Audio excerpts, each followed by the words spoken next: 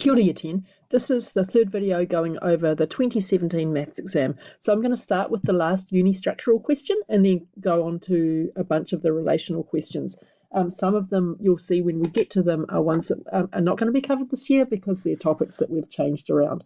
So let's start off with some basic equation solving. So this is question 15 from the last one. Remember, you need to have your book out and you need to be doing these as we go. So these are all straightforward ones where we just have to do the same thing to each side. So in 15a, what will we do? Well, we'll add 3 to both sides. That gives us 4x equals 28. And then we'll divide both sides by 4, giving us x equals 7. In the next one, we've got x plus 5 divided by 4 equals 11. We can think of that numerator as having invisible brackets around it. The first step here is to times both sides through by 4. That leaves us with x plus 5 is equal to 44, giving us x equals 39. In this next one, 4 take away 7x equals negative 31. I'm going to start by subtracting the 4 from both sides. That leaves me with negative 7x is equal to negative 35. Think of your number line if you need to for that one. Right, so we're at negative 31 and we're going back 4. Now we have to divide both sides by negative 7. That gives us x is equal to 5. Okay, so now we get into the relational questions and we go back to some that are about number. You need your calculator for the tests that we're doing later this week. You can't do these questions in your head and you need to think about rounding sensibly. So I'm going to round this first one to 1 decimal place. So 2 ways to do this question. Right, we've got Sarah's electricity bill in March and it was $126. Then in April it was $152. We have to work out the percentage increase in the bill from March to April. So we can work out the percentage change as follows. So it's the new price or the new bill minus the old one divided by the old one. That will get me a decimal, and then to turn it into a percentage, I just times it by 100. So doing that here, what's the change? What's the new minus the old? Well, it's gone up by $26, right? From 152 to 126. So 26 divided by the original bill, which was 126. And then we times by 100 to get a percentage.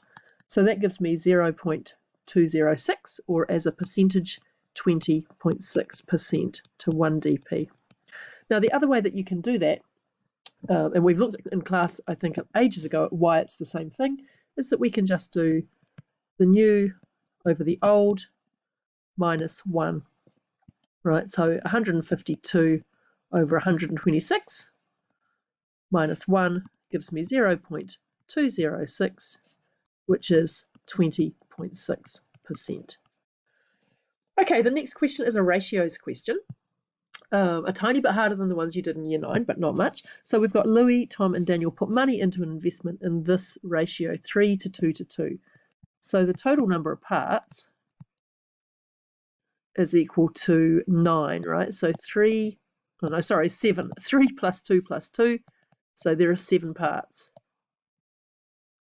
So Louis' amount, Louis the first one named, so he's got 3 parts. So we know 780 is equal to 3 parts. So 1 part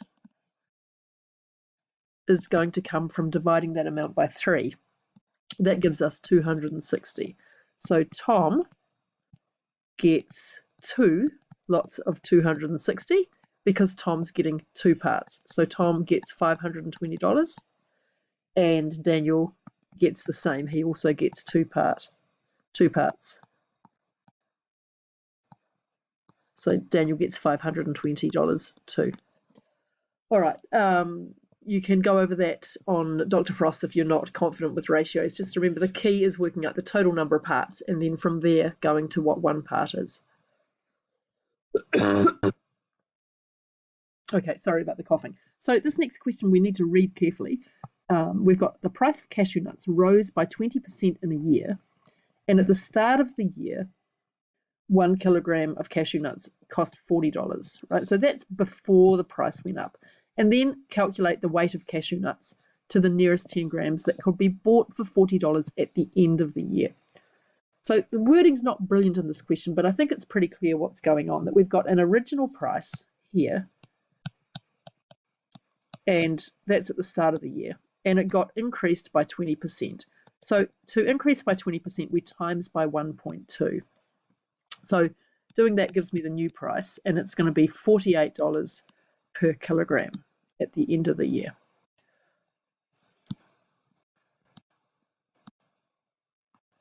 So how can we work this out? Well, lots of different ways to do this, really. But if we've got $40, let's see what fraction of a kilogram we can buy. So $40 out of 48 works out to be 5/6, or if you're doing it on your calculator and you're getting that as a decimal, it's 0.833, so 0.83 recurring. So how much can we buy? What weight can we buy? Well, we can't buy a whole kilogram. We can buy 0.8333 times 1 kg, right? But that's in kilograms, so that's 833 grams, but we're asked to figure out to the nearest 10 grams what we can do. So to the nearest 10 grams, we can buy 830 grams for $40.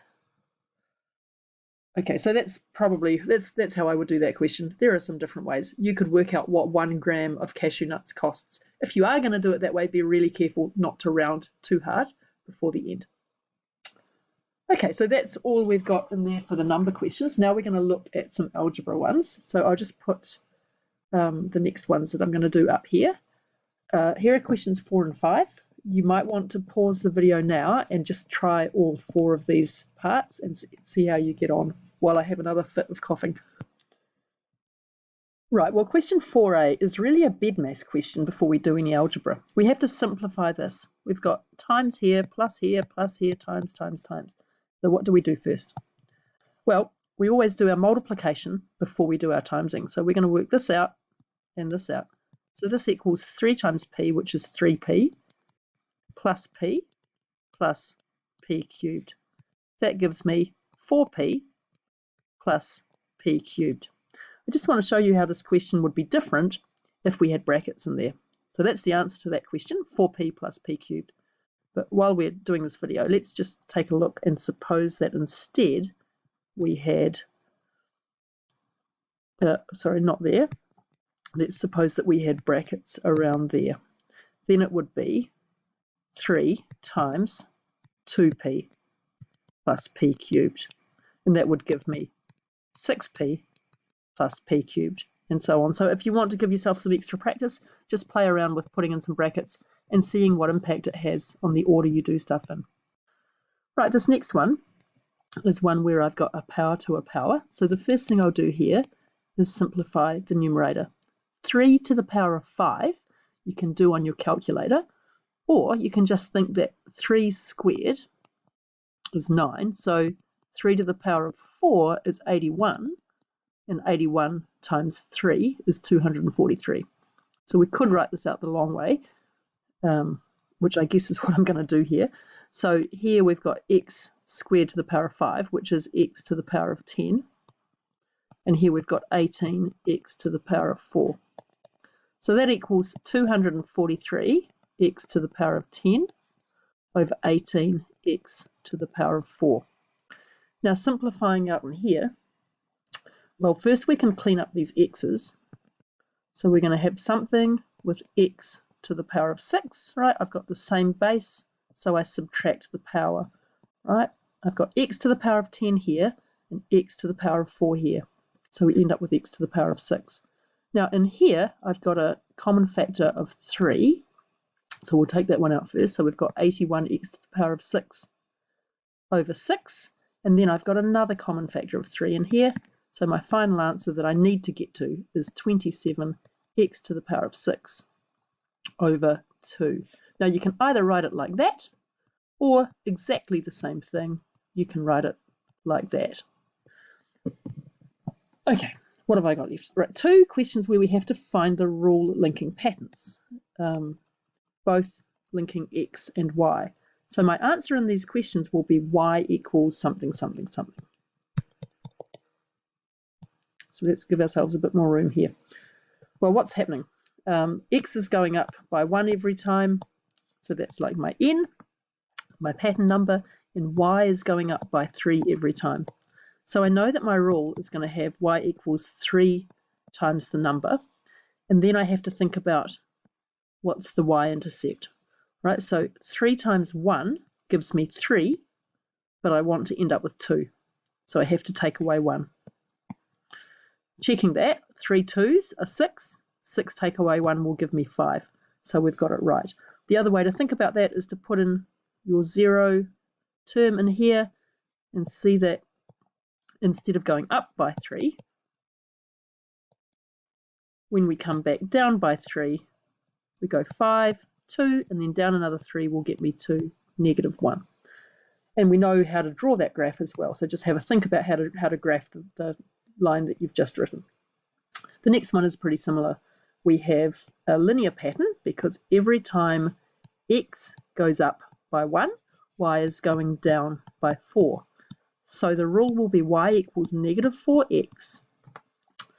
And then going backwards here, you can see when I come back this way, I'm going up by 4 every time, working backwards. So up by 4 will get me to 9. Okay, so it's going to be -4x plus 9. We can check that one by substituting in a value. So let's substitute in x equals 2. -4 times 2 plus 9 gives me -8 plus 9, which is 1. So that looks good.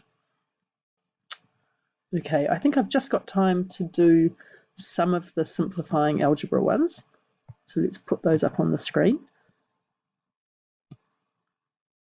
Okay, we need to expand and then simplify. So we're going to expand out, then we're going to be looking for like terms. So 6a, we will get here 3a squared times 5b, 15a squared b minus 3a squared c. Next, we're going to take away 2a times 4ac. So it's going to be minus 8a squared c plus, right, so now I'm going to take -2a and times it by -b. So it's going to be plus 2ab. Now we have to look and see if we've got any like terms. Here we've got a squared b. Here we've got a squared c, right? So these ones are like terms, and then we've got 2ab. 15a squared b minus 11a squared c plus 2ab. So there we go, that's that one done. The next ones are all examples of quadratics where I'm expanding two terms. I could write this out slowly like this.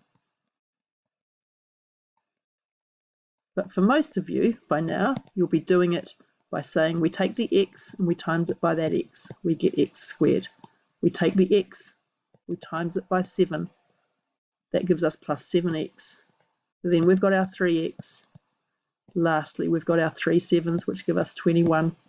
And we have to do our like terms. So x squared plus 10x plus 21. So there you go, that's those two done. This next one's just a slightly more difficult quadratic because I've got 3x and 2x, but it works exactly the same way. So doing it the speedy way, I'm going to take the 3x and multiply it by both parts of that term. 3x times 2x gives me 6x squared. 3x times 3 gives me plus 9x. Next, we're going to do this with the -2, so take away 4x. Next, we have -2 times 3, which gives me minus 6. Cleaning up the like terms gives me 6x squared plus 5x minus 6. I've just got time for this last one, so I'm going to do this very, very quickly now. So this one I'll write out properly. It's 5 times x minus 4 minus x times x minus 4. That gives me 5x minus 20 minus x squared plus 4x, giving me 9x minus 20 minus x squared. So there you go. Thanks for watching, and sorry about all the coughing. I'll be back in class tomorrow.